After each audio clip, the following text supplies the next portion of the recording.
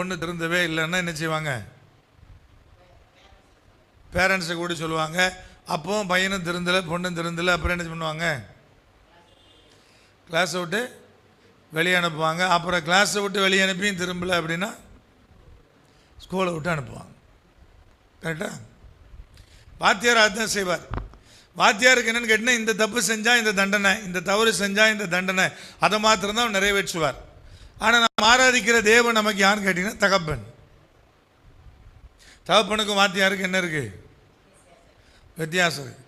ஒரு காலகட்டம் வரைக்கும் தான் வாத்தியார் ட்ரை பண்ணுவார் ஒரு மனுஷனை திருத்துறதுக்கு, ஒரு பிள்ளையை திருத்துறதுக்கு. அப்புறம் இதை வேண்டான்னு ஒதுக்கி தள்ளிடுவார். ஆனால் நம்முடைய பரம தகப்பன் அப்படி இல்லை.